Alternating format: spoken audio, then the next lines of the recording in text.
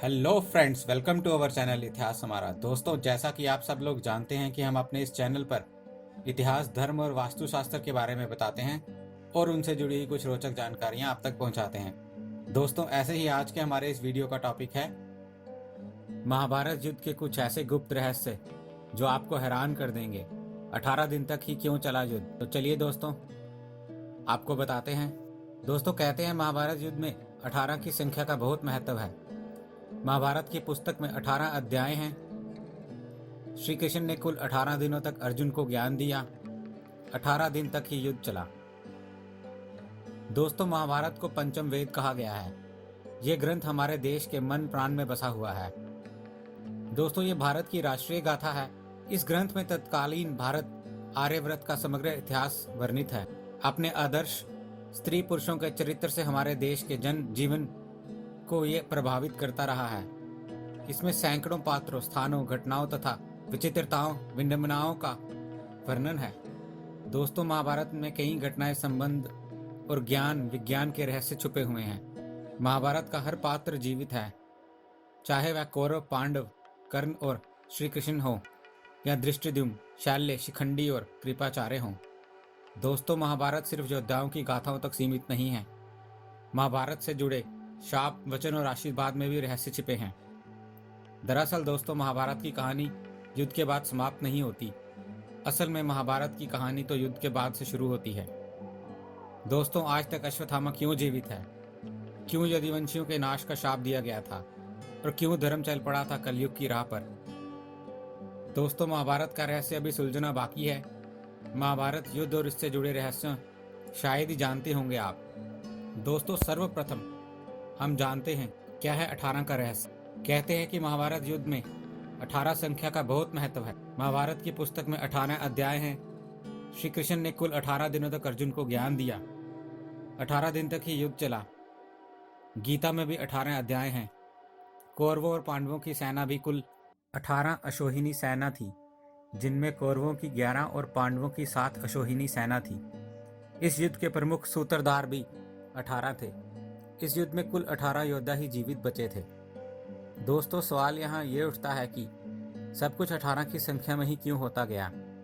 क्या ये संयोग है या इसमें कोई रहस्य छुपा हुआ है? दोस्तों, क्या आज भी जीवित है अश्वत्थामा? विज्ञान ये नहीं मानता कि कोई व्यक्ति हजारों वर्ष तक जीवित रह सकता है। ज़्यादा से ज़्यादा 150 वर्ष तक जीवित रहा जा सकता है, वह भी इस शर्त पर कि आबो हवा और खान पान अच्छा हो। तो तब ऐसे में ऐसा माना जा सकता है कि अश्वत्थामा जीवित होंगे। दोस्तों, क्यों जीवित है अश्वत्थामा? महाभारत के युद्ध में अश्वत्थामा ने ब्रह्मास्त्र छोड़ दिया था, जिसके चलते लाखों लोग मारे गए थे। अश्वत्थामा के इस कृत्य से श्री कृष्ण क्रोधित हो गए थे और उन्होंने अश्वत्थामा को श्राप दिया था कि तू इतने वधों का पाप ढोते हुए 3000 वर्ष तक निर्जन स्थानों में भटकेगा। तेरे शरीर से सदैव रक्त की दुर्गंध निरस्तर होती रहेगी। तू अनेकों रोगों से पीड़ित रहेगा। व्यास ने श्री कृष्ण के वचनों का अनुमोदन किया। कहते हैं कि अश्वत्थामा इस शाप के बाद रेगिस्तानी इलाके में चला गया था और वहां रहने लगा था। कुछ लोग मानते हैं कि वह अरब चला गया था। उत्तर प्रदेश में प्रचलित मान्यता अनुसार अरब में उसने श्री कृष्ण और पांडवों के धर्म को नष्ट करने की प्रतिज्ञा ली थी। दोस्तों, ये 7 आज भी जिंदा हैं। महाभारत काल में विमान और परमाणु अस्त्र थे। मोहनजोदड़ो के कुछ ऐसे कंकाल मिले थे जिनमें रेडिएशन का असर था। महाभारत में सौप्तिक पर्व के अध्याय 13 से 15 तक ब्रह्मास्त्र परिणाम दिए गए हैं। हिंदू इतिहास के जानकारों के मुताबिक 3 नवंबर 5561 ईसा पूर्व छोड़ा हुआ ब्रह्मास्त्र परमाणु बम ही था।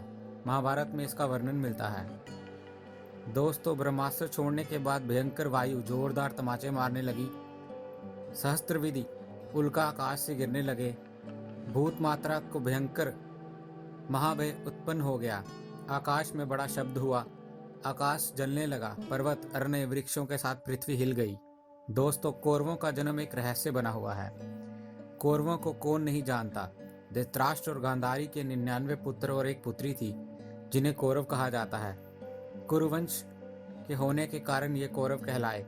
सभी कौरवों में दुर्योधन सबसे बड़ा था। गांधारी जब गर्भवती थी तब धृतराष्ट्र ने एक दासी के साथ सहवास किया था, जिसके चलते युयुत्सु नामक पुत्र का जन्म हुआ था। इस तरह कौरव 100 हो गए युधिष्ठिर ऐन वक्त पर कौरवों की सेना छोड़कर पांडवों की सेना में शामिल हो गया था। गांधारी ने वेद व्यास से पुत्रवती होने का वरदान प्राप्त किया। गर्भ धारण कर लेने के पश्चात भी 2 वर्ष व्यतीत हो गए, किंतु गांधारी के कोई भी संतान उत्पन्न नहीं हुई। इस पर क्रोधवश गांधारी ने अपने पेट पर मुक्के का प्रहार किया, जिससे उसका गर्भ गिर गया। दोस्तों, वेद व्यास ने इस घटना को तत्काल ही जान लिया। वह गांधारी के पास आकर बोले, गांधारी, तूने बहुत गलत किया।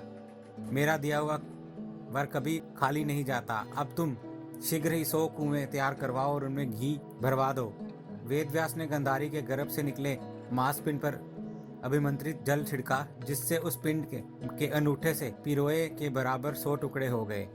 वेद व्यास ने उन टुकड़ों को गांधारी के बनाए हुए 100 कुओं में रखवा दिया और उन कुंडों को 2 वर्ष पश्चात खोलने का आदेश देकर अपने आश्रम चले गए।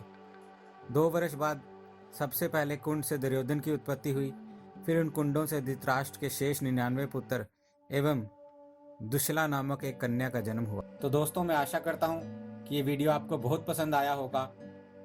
अगर आप लोगों को ये वीडियो पसंद आया तो इसे कृपया लाइक करें और अन्य लोगों तक भी इसकी जानकारी को पहुंचाने के लिए इसे शेयर जरूर करें।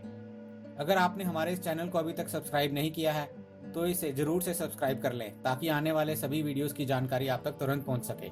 दोस्तों, हमें आपके सुझावों का भी इंतजार रहेगा, तो इसलिए कमेंट बॉक्स का इस्तेमाल करते हुए अपने कमेंट्स दीजिए। हमारे इस चैनल के साथ बने रहने के लिए आपका बहुत बहुत धन्यवाद।